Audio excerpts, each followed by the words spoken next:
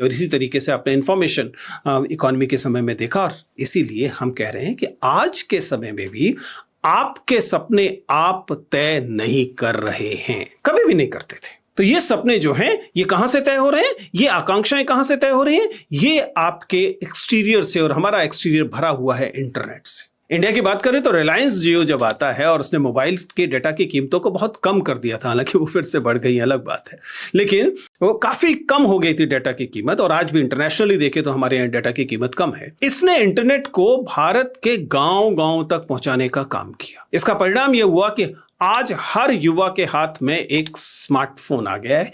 ये स्मार्टफोन ऐसी चीज है जिसमें कैमरा भी है, ये एक ऐसी चीज है जिसमें माइक्रोफोन भी है, ये एक ऐसी चीज है जिसमें एडिटिंग स्टूडियो भी है।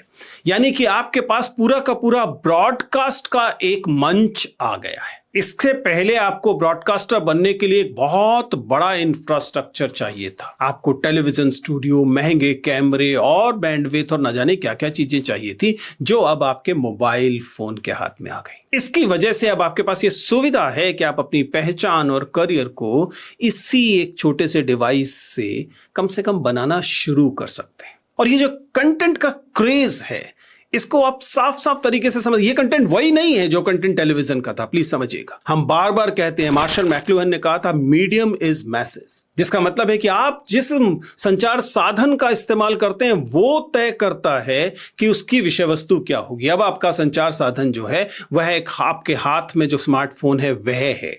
इस वजह से ये जिस कंटेंट का ट्रेंड पैदा करता है वो वही नहीं है जो टेलीविजन में था या अखबार में था या किसी अन्य रेडियो में था या किसी अन्य माध्यम में था। अब आप रिलेटेबल चीजों को प्रोड्यूस करते हैं, ये आपको आइडेंटिटी देता है।